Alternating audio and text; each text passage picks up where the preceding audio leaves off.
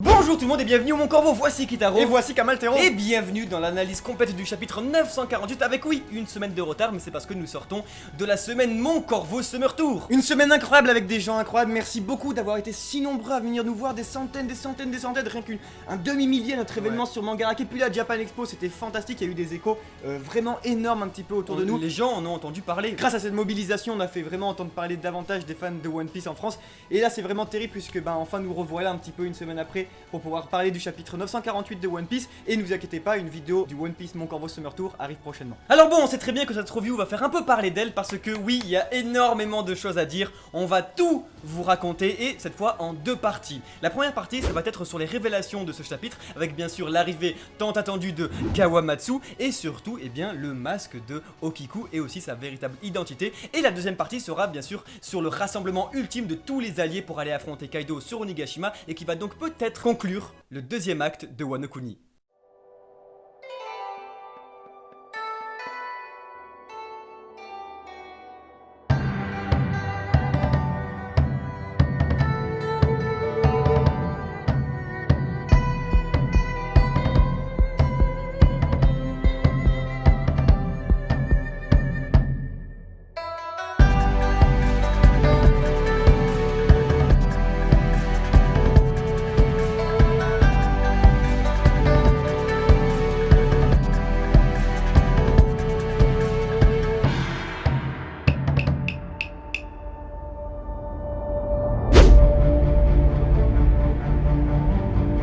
Dans ce chapitre, Yogoro le Fleuri dit la phrase la plus importante de tout Wano Kuni, qui est « Relevez tous votre véritable identité ». Et ça, quel plaisir, parce que ça confirme totalement notre théorie du théâtre des illusions. Ça fait Et quelle théorie Voilà, ça fait plus de 7 mois qu'on en parle et tout, et c'est vraiment le plus long payoff de la chaîne en fait, parce que c'est un truc qui s'est fait sur long terme, vous savez, sans que nous on puisse vraiment l'expliquer, parce que c'est sur des mois et des mois et des mois, et donc peut-être qu'on radote beaucoup là-dessus, mais c'est un véritable plaisir parce que on est les seuls à en avoir vraiment parlé. Voilà, on est les seuls à vraiment avoir parlé de ça, en fait, Eiichiro Oda veut nous tromper avec des personnages qui ne sont pas ceux que nous croyons être en fait via leur première apparition. Chaque personnage de Wano Kuni ont bien une double identité, et c'est ça en fait qu'on a voulu expliquer et qui se confirme dans tous les chapitres qui avancent. Mais c'était vraiment fastidieux dans la mesure où c'était un pari très osé, puisqu'en réalité, tandis que les personnages expriment eux-mêmes de leurs propres paroles, expliquent qu'ils sont ces personnages-là, et du coup nous les contredire et leur dire à eux-mêmes non, vous n'êtes pas ces personnages-là, tandis qu'autour de nous, tout le monde dit bon c'est validé, ce personnage-là le dit lui-même, alors c'est forcément un kappa. Exactement, exemple il y a quelques mois avec le personnage de Yasue Shimotsuki qui sur sa croix affirme être en fait Ushimitsu. Alors schéma classique de la mauvaise foi du Mon Corvo. Tout le monde nous sort que du coup c'est bel et bien Ishimitsu le voleur, et nous on est les seuls à sortir non, ce n'est pas Ishimitsu le voleur, c'est impossible. Et du coup payoff d'Eiichiro Oda assez incrédiblé qui le chapitre plus tard nous explique qu'en réalité non, lui-même avoue qu'il avait menti, que ce n'est pas Ishimitsu. Alors ce qu'il faut faire je pense dans cet arc, ce n'est pas écouter les personnages d'Eiichiro Oda, c'est écouter Eiichiro Oda. Et ça c'est intéressant parce qu'aujourd'hui même avec le chapitre 848, le schéma se répète parce que vous avez été très nombreux là-dessus, c'est marrant parce que pendant la semaine du Mon Corvo à dire alors les amis, Kawamatsu, le kappa. Mais non, en fait, c'est ça qui est assez intéressant, il faut réfléchir derrière et se dire, mais attendez les amis, si le schéma de récit, de construction de Wano Kuni veut que chaque personnage ait une double identité et donc nous trompe via leur première apparition, voir un Kawamatsu qui se présente depuis le début comme je suis un kappa et tout, n'écoutez pas les personnages. Ça casserait absolument tout, ce schéma-là de construction de l'arc. Donc Kawamatsu ne peut pas être un kappa, mais bien un homme poisson, parce que le seul personnage qui dit que c'est bien un kappa, c'est lui-même. C'est un personnage, regardez, un rire c'est quelque chose qu'on se construit socialement. C'est quelque chose de personnel, le rire, et c'est un rire au final, c'est le kappa. C'est quelqu'un, il s'est créé lui-même. Et alors du coup on va en venir ici, après avoir explicité un petit peu les différents exemples au fil de l'arc de Wano, pourquoi Kawamatsu n'est tout sauf un kappa.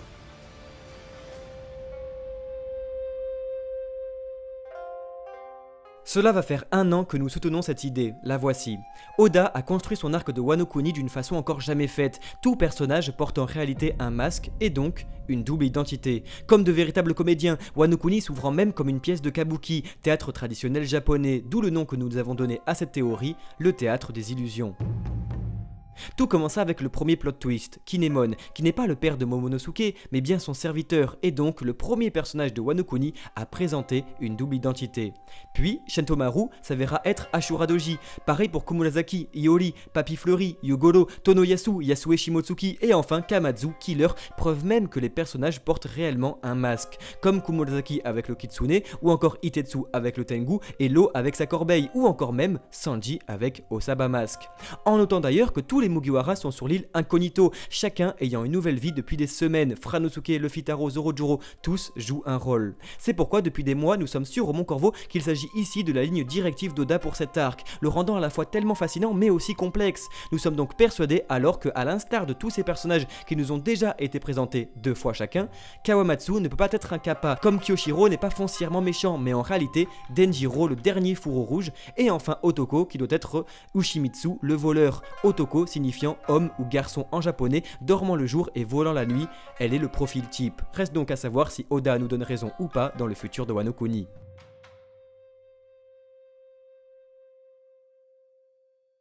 Alors maintenant les amis, écoutez bien ceci. Wano Kuni est connu pour être donc un pays isolationniste. Ses frontières sont fermées depuis des dizaines et des dizaines d'années, déjà premièrement par l'ère des Kuzuki, et ensuite par l'ère d'Orochi et donc de Kaido qui veut absolument fermer le pays. La seule personne qui voulait ouvrir les frontières, c'était bien Oden Kuzuki, et donc bien le seul qui voulait ouvrir les frontières, donc je répète, bien le seul qui devait connaître la vérité. Le seul en tout cas intéressé à voir au-delà de l'imaginaire commun de Wano. Parce qu'aujourd'hui, je vais vous expliquer pourquoi Kawamatsu n'est pas un kappa mais bien un homme poisson. Parce que oui, Kawamatsu est bien un homme poisson. On rage un peu, excusez-moi, mais pour tous les Kevin et tous les Dylan qui sont venus nous insulter en disant bah voilà, vous avez bien vu avec votre mauvaise foi et tout, c'est bien un kappa. Encore une fois, on n'a aucune certitude, c'est vrai, c'est juste la El Famoso mauvaise foi du Mont Corvo. Mais laissez-moi juste vous expliquer, les amis, pourquoi je pense vraiment que ce n'est pas un kappa mais bien un homme poisson. Wano Kuni étant donc totalement coupé du monde, la seule connaissance qu'ils ont, c'est la connaissance que Oda a voulu créer via métaphore, celle du Japon féodal en fait. Et donc ici du folklore aussi japonais avec les yokai, les monstres un peu du folklore, les créatures divine, tout ce qui s'approche en fait de la culture japonaise féodale. Mais le monde de One Piece est beaucoup plus vaste que cela. On apprend qu'en fait finalement il n'y a pas que des chiens et des chats qui parlent. Qu'est-ce que c'est? Mais non, c'est bien un peuple, ce sont les Minks. Et ensuite on comprend que si un troisième compagnon s'était peut-être en fait rapproché dans une case des Chiroda qu'il avait dessiné avec un chien et un chat qui parlent, qui s'était échoué sur une plage, ça ne peut pas être... C'est le poisson qui parle. Ça ne peut pas être, voilà, un homme poisson, ça n'existe pas sur Wano Kuni, donc c'est forcément quelque chose du folklore japonais, c'est donc forcément un kappa, comme par exemple le Gacha de Kulo pour Brook. Non, non, non, ce n'est pas un fruit du démon, ce n'est pas possible, c'est forcément quelque chose du folklore japonais, c'est un Gacha de Kulo, c'est un squelette qui revient à la vie. Mais Robin n'a pas un fruit du démon particulier. Mais non, non, non, Robin, ce n'est pas en fait un...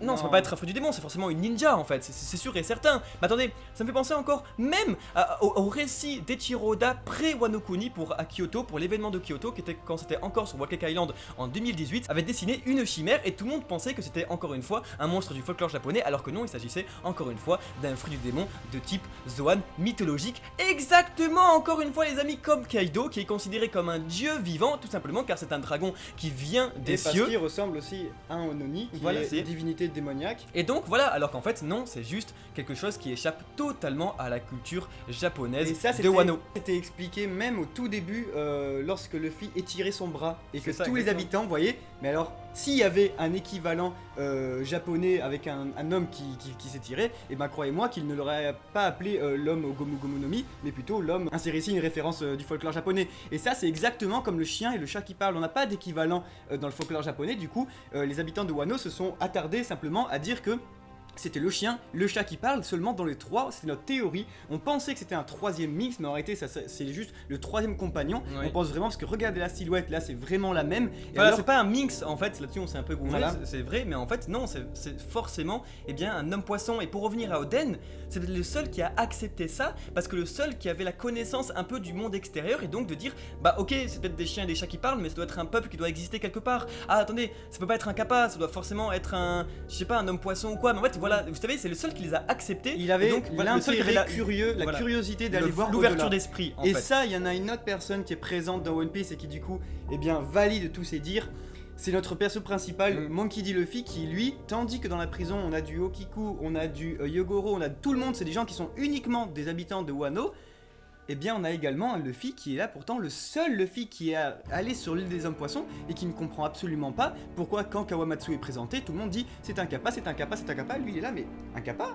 Et parce que lui, pour lui c'était évident que c'est un homme poisson, il ne comprend pas pourquoi c'est le seul à le saisir. Donc c'est assez intéressant parce que nous on s'avance là-dessus sur ce sujet en fait sans avoir une 100% la certitude que ce soit bien un homme poisson. Mais en fait c'est que pour vous expliquer, c'est qu'on trouverait que ça casserait absolument tout vraiment. Ça n'existe pas. Et ben cette écriture d'Eiichiro Oda sur Wano Kuni, parce que de 1 déjà les yokai dans One Piece ça n'existe pas, mais genre vraiment ça n'existe pas en fait pour le moment. Est-ce que vous pensez sérieusement que Kawamatsu serait l'unique représentant de sa race? Peut-être qu'il veut l'introduire maintenant mais ce serait bizarre. Et surtout, en fait, eh ben, ça niquerait absolument toute la construction de Wano. C'est pas possible que, en fait, ben, t'es vraiment kappa? Bah oui, je suis vraiment kappa. Ah, donc t'as pas de double personnalité. Et là-dessus, c'est quoi qui confirme ça, les amis? Eh ben, c'est bien Okiku. Okiki. Okikui. Wano Kuni est tellement bien écrit, One Piece en ce moment est tellement bien écrit qu'on vous invite vraiment à réfléchir par vous-même et voir derrière ce qui se passe en coulisses. Wano Kuni, c'est une pièce de théâtre. Tous sont des acteurs. Vraiment en fait, tout le monde porte des masques, donc là-dessus nous on est super contents, on est assez fiers en fait de prendre tous nos week-ends là-dessus pour essayer de vous expliquer ça, pour montrer parce qu'on peut pas en fait faire une review le jour même. Voilà, c'est tellement compliqué, en fait. Ça nous fait tellement plaisir en fait d'essayer, nous notre rôle ici, de filmer un peu, d'essayer de prendre une caméra avec nous, d'aller dans les coulisses de Wano Kuni, de vous montrer attention, réfléchissez par vous-même, ne croyez pas à ce que les personnages vous disent parce que Eiichiro Oda est en train de jouer avec vous. Donc quand Eiichiro Oda vous dit que Yasue c'est Ushimitsu le voleur, c'est faux. Quand Oda vous dit en fait que Kawamatsu c'est un kappa, c'est faux. Et quand apparemment Eiichiro Oda vous dit que Okiku est bien une fille, c'est faux. Vous pensiez que nos premiers dires étaient un petit peu salés, mais c'est ici que ça se corse, hein. Parce qu'avec Okiku, tout de même, eh bien, un petit peu déçu du traitement du personnage. Mais vous inquiétez pas, on a recherché et trouvé de très très belles choses qui vont pouvoir être dites sur Okiku et qui, franchement, eh bien, on comprend un petit peu davantage sa construction. Cependant, je trouve que malgré que la construction soit logique, réfléchie et vraiment très bien travaillée et orchestrée de la part d'Eiichiro Oda, je trouve qu'elle n'est absolument pas nécessaire. C'est-à-dire que dans la présentation du personnage, on a un personnage qui va mettre un masque déjà pour présenter sa véritable identité, et ça je trouve le renversement de code absolument merveilleux, hein. C'est-à-dire que pour se dévoiler, eh bien on met un masque. Dans un premier temps, il est important de noter que du coup ce personnage se présente alors comme étant un homme mais de femme de cœur, puisque bon bah c'est tout simplement un homme qui s'identifie à une femme. C'est un petit peu tout ce qu'on a au niveau des tableaux qui nous ont été présentés. Et du coup ça me fait penser moi également que dans One Piece ça n'existe pas à l'inverse, hein. Toujours Eiichiro Oda n'a jamais présenté l'inverse, encore une fois. Il en montre des choses mais jamais il a montré d'ailleurs ça fait vraiment une femme qui veut devenir un homme. C'est vrai, c'est très décevant ça là-dessus, c'est trop dommage qu'on n'ait pas une Mulan. J'aurais vraiment adoré avoir une Mulan parce que déjà le mythe est hyper connu, l'histoire du kimono et tout est parfait pour vraiment cacher une poitrine, faire genre non mais je suis un mec et tout, écoutez-moi, je vais faire des hommes de vous, et c'est trop dommage en fait de pas avoir ça en fait, et que là-dessus, bon, grosse déception, parce que ça aurait été vraiment cool d'avoir une femme forte ici, normale, hein, on veut bien dire normale, dans One Piece. Après, tout cela a été teasé depuis un bon moment, depuis le chapitre 914 où elle apparaissait jusqu'au chapitre à peu près 919 où on avait du coup un Zoro qui, et ça prisme extrêmement important, on s'est tous fait avoir, puisque Zoro, il faut le rappeler que c'est un personnage qui vraiment dans son expérience passée est quelqu'un qui est lié vraiment très fortement à l'idée que la femme ne peut pas devenir samouraï et tout ça parce que elle est faible physiquement et qu'elle n'y arrive pas. Du coup, quand lui il découvre une femme samouraï, d'un coup il y croit pas et il dit non, tu me la fais pas à moi, parce que moi ma petite copine quand j'étais en primaire là, eh bien franchement elle a clamsé pour tes conneries. Et Eiichiro Oda est hyper fidèle en fait à l'écriture de ses personnages, ça vraiment, mais quel plaisir de voir un Zoro qui avait tout compris, qui nous balançait des petits hints comme ça que personne n'avait vu au début de Wano. Personne, faut être Zoro pour le comprendre. Personne n'avait vu vraiment on peut vous montrer les cases ici de tu fais pas ta petite demoiselle en détresse derrière moi, non te cache pas derrière moi, elle nous cache quelque chose, t'as un secret, tout, il savait tout depuis le début. Et ça fait quoi les amis? Je suis vraiment désolé, mais vraiment désolé, ça fait un énorme contraste avec le personnage de Sanji qui est totalement tombé dans le trap en fait. Dans le chapitre 919, vous pouvez le voir, c'est le même chapitre. Dans le même chapitre, Eiichiro Oda dessine un Zoro hyper charismatique qui dit elle nous cache quelque chose, et juste après, Sanji qui est là, Okiku Shuan et tout. Ça fait ridicule de voir un personnage de Sanji, mais totalement à la ramasse. C'est lui qui perd ses combats sur Wano et qui n'arrive pas à sauver les femmes, et c'est Zoro qui gagne tous ses combats, qui sauve les femmes, qui comprend le truc, et en plus Sanji tombe amoureux d'un homme sans le savoir. C'est pas sa faute, parce que bon, on est tous tombés amoureux d'Okiku, très androgyne, présenté au chapitre, je sais plus, 944, où on voyait qu'il ressemblait très aussi à Izo, le commandant de Barbe Blanche. On voit que voilà, c'était un personnage très androgyne, on n'arrivait pas à savoir si c'était homme ou femme. Et là c'est ça qui est intéressant, mais putain, Sanji, je suis désolé, mais t'es à la ramasse comparé à Zoro en fait. Et c'est dommage, je sais pas pourquoi, qu'est-ce que Eiichiroda veut vraiment faire avec ce perso, mais c'est fini. Ouais. Bye bye Sanji, tu es loin. 3 choses très importantes qui peuvent être notées sur le masque de Okiku. La première a été remarquée, notée par notre cher Louis Kun. Merci Louis Kun de nous avoir dit que du coup c'était une référence à Aku de Naruto, puisque c'est également un personnage qui Androgyne, voilà, qui cache, et c'est vraiment en fait. Et du coup c'est un le même, homme au final. Ouais, c'est pareil, c'est le même délire, et en plus c'est un masque de Oni. Second point très important, c'est que les masques du coup vous savez sont utilisés dans le théâtre kabuki, mais au final le théâtre kabuki est un théâtre réservé aux hommes. On ne peut pas jouer si on est une femme, hein, ça ne marche pas comme ça. Du coup, ce qui se passait, eh bien, c'est que souvent il y avait quelques femmes qui jouaient, mais que pour ne pas vous dévoiler au public, eh bien, c'était des personnages qui avaient des masques pour jouer des démons ou des trucs comme ça. Donc au final, c'est une très très belle référence. Et qui un portaient petit des peu- kimonos pour cacher leur poitrine. Voilà, tout cela. Donc au final, on comprend comment ça voulait jouer les hommes dans un Japon qui a existé, et là ça veut jouer les femmes dans... Enfin bref, c'est vraiment un mélange de genres absolument incroyable, des inversions genrées et tout ça, mais le plus important dans tout ça, c'est que le masque, précisément que porte Okiku, est enfin un masque qui du coup, dans le folklore japonais, est connu pour une femme qui du coup, tellement jalouse, parce que voilà, adultère et tout, et autres conneries, qu'elle a fracassé tout le monde, elle a tué son mari, elle a tué le village, elle a tué absolument tout le monde, que tellement de jalousie que ça l'a transformé en démon représenté par ce masque. D'où le tueur de Wano Kuni, etc. C'est assez marrant parce que vous voyez comme on dit tellement de choses en quelques minutes. Je sais que les revues là-dessus ça peut être assez compliqué à suivre et tout, mais Wano Kuni c'est l'arc le plus important de One Piece, le mieux écrit de tout One Piece. C'est l'arc chouchou d'Eiichiroda, c'est son petit bébé et ça va être, je vous promets, l'arc le plus intéressant, le mieux construit, le plus intelligent, le plus beau, vraiment le plus intéressant de tout One Piece 22 ans après. Et ça qui est cool, c'est que pour ça, pour nos reviews, nous on est trop fiers de vraiment de pouvoir vous apporter ça en fait. Et j'ai envie de dire un tout dernier truc là-dessus encore sur le théâtre des illusions qui se confirme encore, c'est que comme vous avez pu le voir juste avant, depuis le début, notre théorie c'est que bien Kyoshiro est égal Denjiro, en fait le dernier four rouge manquant, parce que ça y est on a Kawamatsu, maintenant il nous manque Denjiro. Et ben si vous avez vu notre réaction live du générique de One Piece sur Wano Kuni, le tout dernier, le numéro 22, Over the Top, qui spoil étrangement, indirectement, et ben le dernier four rouge Denjiro en montrant tous les fours rouges avec Kyoshiro dedans. C'est assez intéressant, on ne sait pas trop ce que ça veut dire, mais est-ce que ça confirmerait pas encore une fois notre théorie du théâtre des illusions? Wait and see. Ça y est, nous l'avons, le rassemblement de ninjas, samouraïs et autres alliés aux yeux plissés des Mugiwara.